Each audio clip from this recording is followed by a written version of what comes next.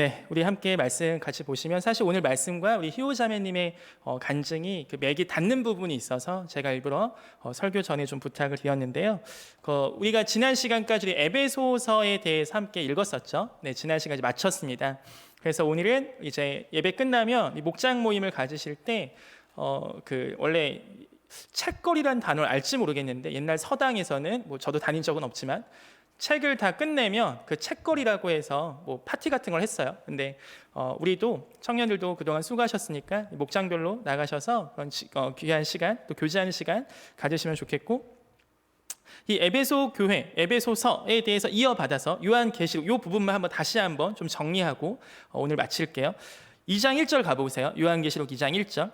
자, 여기서 보면은 에베소 교회의 사자에게 편지하라. 오른손에 있는 7뼈를 붙잡고 7 금촛대 사이를 거니시는 이가 이르시되, 혹시 성경책 중에 좀 비싼 성경이시면 아마 이 부분이 빨간색으로 되어 있을 겁니다. 신약 성경에서 빨간색으로 되어 있는 부분은 예수님이 직접 말씀하신 부분이 빨간색으로 되어 있거든요. 근데 이때는 예수님 이미 승천하시고 없거든요, 지금. 근데 요한 사도가 썼는데 검은색이 아니야. 이 빨간색이야. 무슨 얘기냐면 예수님께서 환상 가운데 요한에게 나타나셔서 요한이 이 계시를 쓰신 거예요, 직접. 그래서 예수님의 직접적인 말씀과 똑같다 해서 우리가 빨간색으로 받아들이고 있는 겁니다. 그러니까 예수님께서 지금 얘기하시는 거, 에베소 교회한테. 그러니까 바울 사도가 쓴 바울 서신도 물론 크게 보면 성령이 감동으로 쓴 것이기 때문에 하나님의 성령께서 쓰신 거지만 직접적으로 마치 복음서에서 예수님이 똑같이 얘기하신 것과 같은 그 권위가 이 말씀에 있는 겁니다. 그러니까 예수님께서 에베소 교회를 보시고 얘기하십니다. 잘 들어보세요. 에베소 교회에게 사자에게 편지한다. 자, 2절. 내가 네 행위와 수고와 네 인내를 알고. 그러니까 에베소 교회는 지난번에도 말씀드렸지만 굉장히 그 지역에서 리더십을 행하고 있었던 교회였어요. 바울 사도가 개척했고 그의 영적인 아들인 디모데가 그걸 이어받아서 양육해서 굉장히 잘 섬겼고, 그 다음에 요한 사도까지 섬기게 되는, 그러니까 신약 성경에 굉장히 굵직굵직한 인물들께서 이 교회 담임 목사님으로 계셨던 컨셉이에요. 에베소 지역이 그만큼. 그러니까 굉장히 얼마나 잘 가르치셨겠어요. 또 얼마나 많은 기적을 경험했겠어요. 또 얼마나 많은 부흥을 경험했겠어요. 그러니까 에베소 교회는 초대교회에서 굉장히 모델이 되는 교회 중에 하나입니다. 그래서 여기서 아는 거예요. 너의 행위를 내가 알고 있다. 너의 수고를 내가 알고 있다. 너의 인내를 알고 있다. 우리 나중에 천국 가면 예수님께 이러한 칭찬 받았으면 정말 좋겠습니다. 예수님께서 내가 너의 행위를 알고 있어야 내가 너의 수고를 알고 있고 네가 그동안 인내한 걸 알고 있어. 그 얘기는 뭐예요? 여러분이 지금 하나님을 향해서 무언가 하고 있다면 우리 하나님의 계산은 너무나 정확하세요. 여러분이 정말로 진심으로 그 일을 하고 있고 여러분이 정말로 사랑하는 마음으로 그걸 하고 있다면 우리 하나님의 그 모든 행위와 행동이 너무나 예뻐 보이실 줄 믿습니다. 우리 청년들 가끔씩 교회 사역을 하거나 혹은 말씀에 순종하여 살다 보면 지칠 때가 있잖아요. 우리 가운데 인내를 요구할 때가 있고, 그럴 때 마음속으로 이 말씀을 되뇌이셨으면 좋겠습니다. 하나님께서 여러분의 행위를 기억하십니다. 하나님께서 여러분의 수고를 알고 계십니다. 이렇게 에베소 교회한테 얘기하고 계세요. 야, 네가 정말 수고 많았구나. 네가 20살 때, 네가 21살 때, 네가 19살 때 네가 진짜 수고 많았구나. 이 수고와 인내와 행위를 예수 그리스도께서 에베소 교회에게 얘기하십니다. 좀 구체적으로 얘기하시는데 그 뒤를 보시면 네 인내를 알고 또 악한 자들을 용납하지 아니한 것과 자칭 사도라 하되 아닌 자들을 시험하여 그의 거짓된 것을 네가 드러낸 것과. 이게 무슨 얘기냐면 이 당시에는 사도 하면은 12사도 혹은 바울 사도 혹은 바나바 사도, 이렇게 권위가 분명하게 인정되는 보냄받은 자만 사도라고 인정을 했어요. 그런데 여기저기 다니면서 내가 사도요 하면서 야, 바울이 전한 복음 진짜 이상한 복음이야 라고 하면서 막 여기저기 교회를 엉터리로 만드는 애들이 있었거든요. 근데 여기에 많은 교회가 넘어갔죠. 그게 대표적인 게 갈라디아서 혹은 고린도 교회. 그러니까 그런 것들이 바울 사도가 엄청 승질내면서 썼거든요. 그게 왜 그러냐면 자기가 열심히 개척했어. 그리고 떠났어. 근데 이상한 애들이 쟤네가 사도라고 와서 야, 바울은 진짜 완전 핫바지 아무것도 아니야. 걔 예수님 본 적 있대? 없어. 야, 걔가 얼마나 많은 기독교인 죽였냐? 근데 걔가 어떻게 사도냐? 이런 식으로 얘기하면서 바울이 전한 복음을 완전히 흐트러버렸던 이 거짓 사도들이 있거든요. 근데 이걸 에베소 교회는 받아들이지 않았습니다. 이걸 예수님께서도 굉장히 칭찬하시는 거예요. 야, 너는 어떻게 그걸 버텼냐? 야, 너는 어떻게 다른 교회들 넘어갔던 걸, 야, 네 에베소 교회는 그것을 시험해보고 그의 거짓된 것을 드러냈니? 그러니까 에베소 교회는 보통 교회가 아닙니다. 이단 신천지 예내 구원파가 와도 흔들리지 않고 무언가 속아 넘어가지 않고 교묘하게 들어오는 것들을 다 쳐낼 수 있는 굉장히 말씀 가운데 잘 서 있는 교회였어요. 그 에베소 교회를 칭찬하시고 3절 또 네가 참고 내 이름을 위하여 견디고 게으르지 아니한 것을, 심지어 이 교회는 예수 그리스도의 이름을 위하여 참기까지 합니다. 여러 가지 불합리적이고 불이익적인 걸. 왜냐하면 당시의 사회는 이 기독교인이 된다는 것, 예수 그리스도를 믿는다면 어떤 사회적인 공동체 내에서 예를 들면 이런 거예요. 자, 예수 믿어? 너 그러면 대학교에서 학점은 B 이상 못 받아. 이런 식인 거였어요. 예수 믿어? 너 그러면 우리 상업연합회가 있거든요. 그 당시에 길드라는, 여기 들어오지 못해. 막 이런 식이었어요. 그러니까 이 굉장히 세금이나 면제되는 부분들을 기독교인이 된다는 이름으로 굉장히 혜택을 받지 못하는 거예요. 장학금 못 받고 직장에서도 연봉이 다른 애들보다 80%밖에 안 주고 이런 식의 실제적인 먹고 사는 문제까지 건드려 당했어요. 근데 에베소 교회는 버텼다는 거예요. 이것도. 그러니까 우리가 그냥 쉽게 볼 수 있는 교회가 아닙니다. 진짜 믿음 좋으신 교회예요.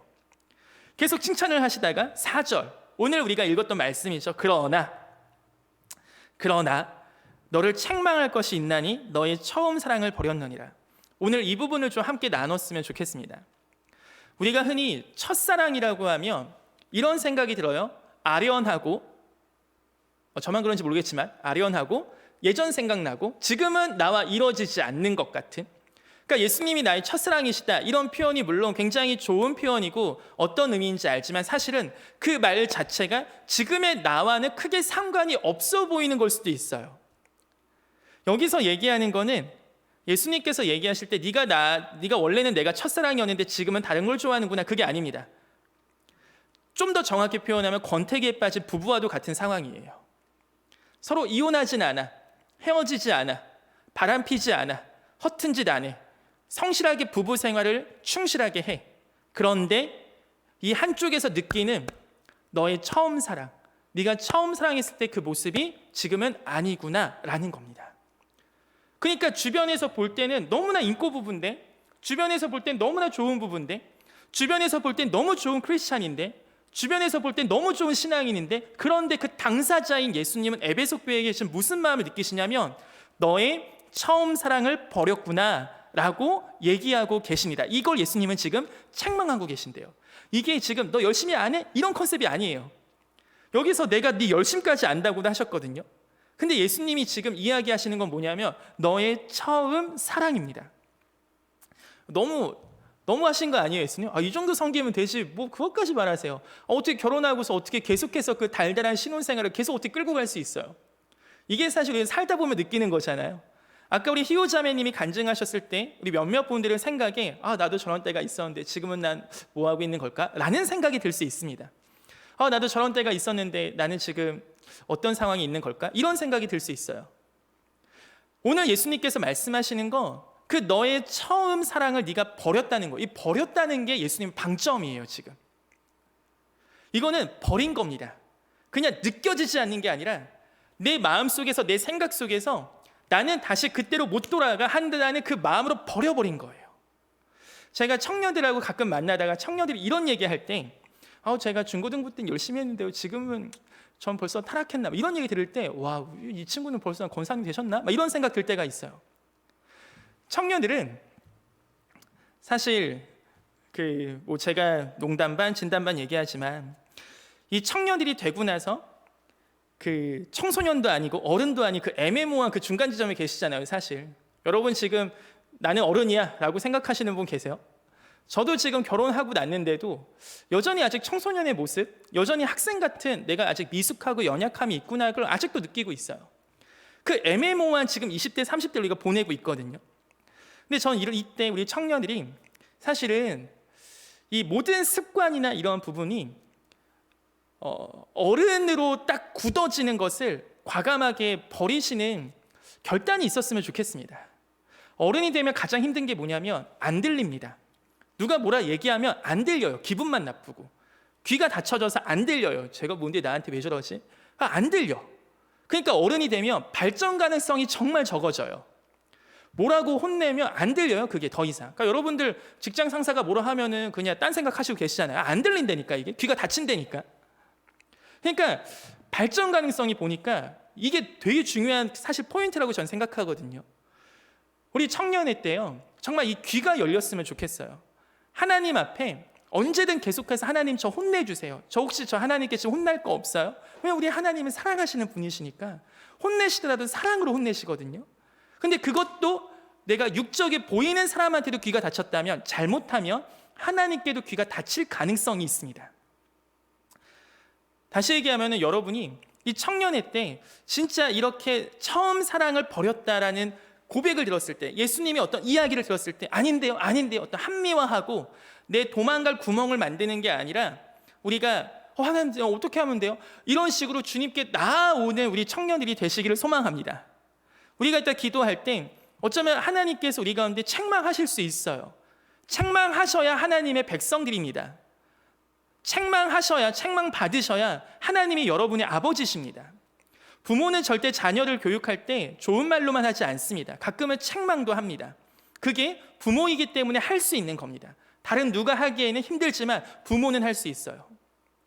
그래서 늘 어린아이 같은 믿음, 어린아이 같은 신앙을 예수님 말씀하시잖아요. 그게 바로 그거예요. 귀가 열려있기 때문에, 부모님이 혼내면 혼나기 때문에. 근데 여러분 벌써 하나님 앞에서 권사님 되셨습니까? 이런 표현 죄송합니다. 하나님 앞에서 노인이 되셨습니까? 더 이상 안 바뀌고 내가 지금까지 배운 모든 경험으로 굳어져서 끝! 제 소원 이거예요. 제가 나이가 70대고 80대도 그때도 나의 영혼, 나의 영적 상태인 만큼은 진짜 청소년, 청년같이 늘 하나님 저 또 제가 뭘 잘못했죠? 제가 진짜 잘 못하죠. 그거 어떻게 하면 돼요? 그거 어떻게 하면 배울 수 있어요? 하나님 저 하나님 없으면 그거 못해요. 하나님 제발 나와 동행해 주세요. 저 몰라요 하나님, 나 혼자 아무것도 못해요. 제가 뭘 알겠어요. 이러한 기도가 수많은 경험, 인간적 경험 쌓였다 해서 그게 제 그 기도를 대체하지 않았으면 좋겠습니다. 그게 지금 저희 기도 제목이에요. 하나님 앞에서 영원한 아이가 되게 해달라고. 아빠 없으면 아무것도 못하는 꼬맹이처럼 하나님, 나 하나님 없으면 1초도 못 버텨요. 하나님 없으면 내가 죄 맨날 넘어지는 거 아시잖아요. 저 진짜 연약한 거 알잖아요. 제가 무슨 사역을 합니까? 제가 무슨 설교를 합니까? 하나님 없으면 저 안 돼요. 저 아무것도 못해요라는 기도가 진짜 저의 평생의 기도가 되기를 소망한다는 요새 기도가 나오더라고요. 우리의 처음 사랑을 버렸느니라 이렇게 말씀하시고 그 다음 보세요. 5절 가보세요. 그래서 그럼 어떻게 해야 돼요라고 했을 때 여기서 약간 이상한 포인트거든요. 그러므로 어디서 떨어졌는지를 생각하고 회개하여 처음 행위를 가지래요. 처음 사랑을 버렸는데 뭘 해야 되냐면 처음 행위를 가져야 돼요. 오늘 두 번째 얘기하고 싶은 게 바로 이 처음 행위입니다. 여러분 이 시간 한번 머릿속에 떠올려 보세요. 여러분의 처음 행위는 무엇입니까? 여러분이 하나님 앞에 너무 좋았을 때, 하나님 너무 좋아졌을 때, 혹시 전 그런 적 없는데요 하시는 분들은 생각해봐. 내가 지금까지 한 이 질 중에 하나님께서 가장 좋아하셨을 만한 일이 무엇일까? 제 딸이 저한테 보여준 처음 행위가 기억이 나요. 그게 뭐냐면 초코송이를 뒤에서 막 먹고 있다가 하나가 남았더라고요. 소희야 그 아빠한테 하나 줄 수 있어 하니까 한 3초 고민하더니 자 하면서 주는 거예요. 그때 제 마음이 이거 다 준 건데? 이런 생각이 들었어요. 그게 제가 기억하는 그 아이의 처음 행위입니다. 마지막 남은 초코송이 하나 나 준 거. 자, 제가 초코송이를 좋아하겠습니까? 그게 아니라 그 마음이 내 안에 처음 행위가 된 거잖아요. 여러분이 무엇을 했든지 상관없어. 그게 뭐 중고등부 때 뭐 보조교사에서 뭘 했든지 그냥 다니면서 이거 헌금 위에 오늘 봉사했든지, 아니면 뭐 교회에 있는 쓰레기 하나 주웠든지, 아니면 친구 위해서 한번 뭔지는 상관없어요. 그게 아무거나 상관없어. 근데 하나님이 기억하시는 처음 행위가 있다는 거예요. 그거 여러분의 머릿속에 드는 처음 행위, 저한테는 그거예요. 제가 신앙생활을 하고 혹은 사역을 하면서 나 여기서 너무 타락한 것 같아. 너무 때가 묻은 것 같아. 나는 첫사랑 그 처음 행위 할 때 생각나는 게 8살 때로 돌아가요. 제가 아마 많이 얘기했던 것 같은데 그때 어떤 선생님 한 분이 야 예배는 무릎 꿇고 기도해야 돼 이 말 한마디 듣고 8살 때부터 유초동부 예배 때 한 1시간 반이었어요. 제가 어렸을 때는 막 설교도 한 40분 하시고 1시간 반 동안 무릎 꿇고 예배를 드렸어요. 9시부터 10시 반까지. 근데 그렇게 드리는 게 내가 할 수 있는 유일한 게 내 무릎 꿇고 예배하는 거구나 한 게 너무 기뻤어요. 그때는 그게 너무 어렵지 않았고, 그래서 늘 지금도 무언가 기도하다가 내 잃어버린 게 뭘까, 내가 지금은 사역도 하고 열심히 하지만 하나님께서 원하시는 은호야 너 왜 나의 처음 사랑을 버렸니? 라는 그 책망이 들릴 때마다 제 머릿속에 가장 떠오르는 이미지가 8살 꼬맹이가 아무것도 모르면서 앞에서 무릎 꿇고 앉아서 예배하는 그 장면이 떠올라요. 뭘 기도했는지도 모르고 그때 뭘 했겠습니까? 그냥 어른들이 얘기하시는 거 듣고 그냥 고개 끄덕끄덕 했겠죠. 근데 그 장면이 떠올라요. 그리고 하나님께서 이 마음을 원하시겠구나, 이때 그냥 그 꼬맹이가 했던 그 마음을 원하시겠구나. 제가 이게 그러니까 여러분도 그렇게 하세요가 아니에요. 여러분의 안에도 저보다 훨씬 더 뜨뜻한 그 처음 행위가 있을 수 있습니다. 분명히 있을 겁니다. 왜냐하면 하나님은 여러분을 종교인으로 만드신 게 아니라 하나님의 거룩한 자녀로 바꾸신 거예요. 그렇기 때문에 이게 막 드라마틱한 체험 이런 개념이 아니라 여러분과 하나님이 하는 그 처음 행위가 있다는 겁니다. 거기로 돌아오래요, 하나님이. 오늘 우리 청년들 안에 그 처음 행위가 기억이 나고 그 처음 행위로 돌아오시는 그 은혜가 있기를 소망합니다. 그리고 나서 그 다음 말씀이 진짜 무서운 말씀이에요. 만일 그리하지 아니하고 회개하지 아니하면 내가 네게 가서 네 촛대를 그 자리에서 옮기리라. 아까는 네가 처음 사랑을 버렸다는 주어가 우리였죠. 너희가 버렸구나. 그랬더니 하나님이 여기서 옮기신다고 하거든요. 이번에 하나님이 주체적으로 행동하시겠대요. 이거 진짜 무서운 말씀입니다. 내가 옮기겠다. 이제 네가 생각나? 네가 버린 거 알아? 근데도 안 돌아온다고? 근데도 회개하지 않는다고? 내가 너 옮겨버린다. 예수님께서 작정하고 말씀하신 겁니다. 열심히 하고 있는 에베소 교회, 이단도 들어오기 힘든 그 견고한 교회 공동체 가운데 예수님께서 지금 말씀하신 거예요. 어쭈, 너 그 처음 행위로 돌아오지 않는구나. 너 알는데, 너 돌아올 수 있는데, 네가 이제는 더 이상 어린아이 같은 애가 아닌데 너 알면서도 돌아오지 않는구나. 버렸구나. 그럼 나도 옮긴다. 이게 어떤 너 구원 안 시켜줘 이런 개념의 어떤 구원의 론에 대한 부분은 아니지만 그 당시 에베소 교회가 차지하고 있던 영적 리더십, 특별히 요한계시록에 나온 7교회가 있거든요. 그 중에서도 가장 첫 번째 쓴 에베소 교회, 리더십이 이양되는 거예요.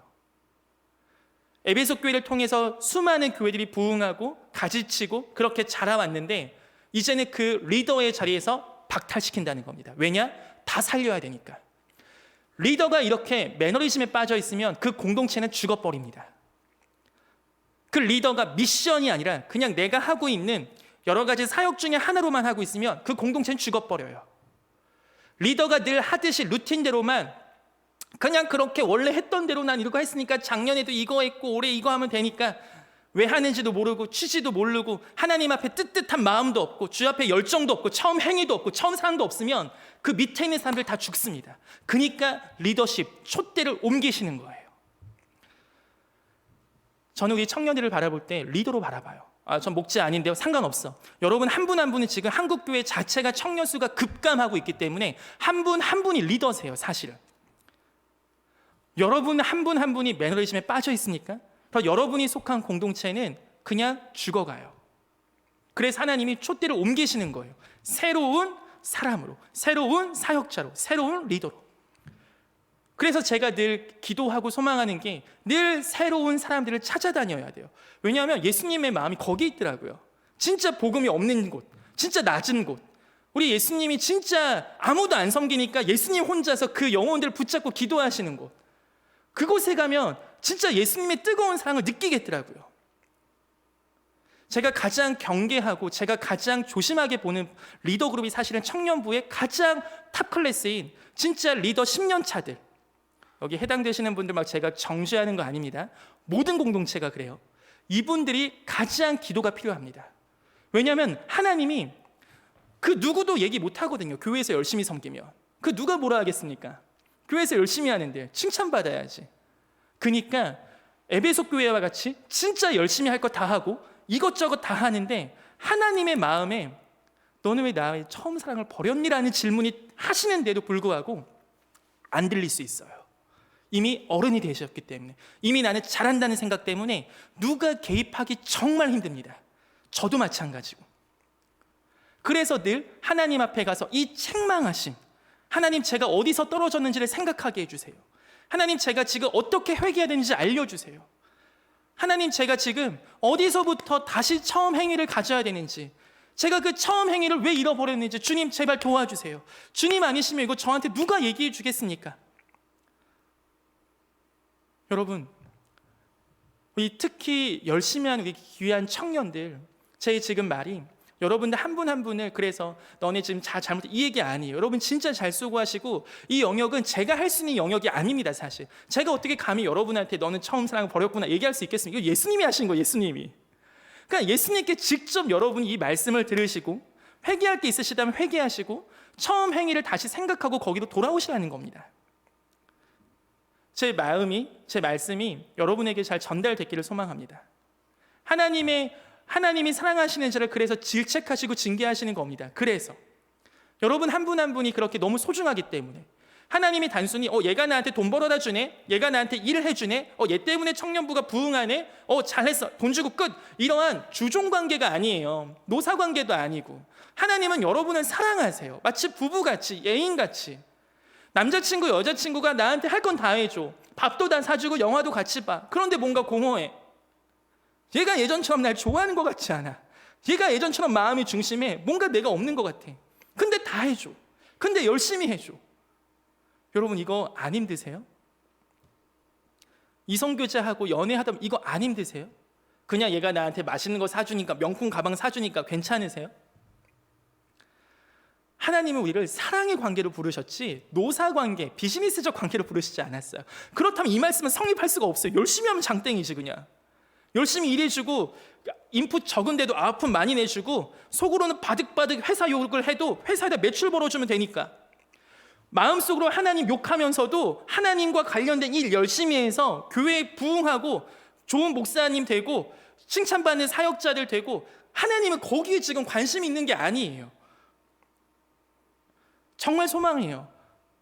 여러분 한 분 한 분을 통해서 청년부가 부흥하고 이런 것도 못, 그건 두 번째 세 번째 얘기고, 여러분 진짜 매일매일이 하나님과의 첫사랑이 되시기를 소망합니다.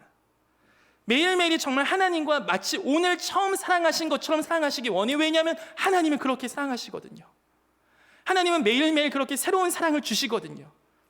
하나님은 매일매일 그렇게 새로운 분으로 우리 가운데 다가오시거든요. 그래서 우리 가운데 날의 개념이 있잖아요. 아침에 주의 임재하심 우리가 묵상하고, 밤마다 주의 성실하심을 생각하는. 6절, 오직 네게 이것이 있으니 네가 니골라당의 행위를 미워하는도다. 나도 이것을 미워하노라. 네, 이 말씀도 아까 이단을 막아냈던 에베소 교회의 어떤 행위와 일치하는 부분입니다. 니골라당이 초대교회에 제일 잘 나가던 이단이었는데 거기까지 막아냈대요. 7절, 귀 있는 자는 성령이 교회들에게 하신 말씀 들을지어다. 이기는 그에게는 내가 하나님의 낙원에 있는 생명나무의 열매를 주어 먹게 하리라. 아멘. 우리의 모든 귀가 하나님을 향하여 열려 있기를 기도합니다. 우리의 모든 귀가 하나님 앞에 귀 있는 자가 되어 주의 말씀 듣고, 오늘 에베소 교회의 수많은 칭찬 중에 단 하나, 네가 처음 사랑을 버렸고 처음 행위를 다시 기억하라는 주님의 말씀이 우리 너무나 귀하고 너무나 열심히 사역하는 우리 모든 한가람 청년들 한 분 한 분의 마음 가운데 다시 한번 들리게 되는 은혜가 있기를 원합니다. 여러분이 만약에 이 말씀만 다시 아멘이 되고 다시 처음 사랑, 처음 행위가 기억나서 돌아갈 수 있고 여러분 안에 매일매일의 삶이 이게 된다면 정말 하나님 아버지 앞에 여러분이 너무나 큰 기쁨으로 그리고 행복한 신앙생활을 하게 되실 줄 믿습니다.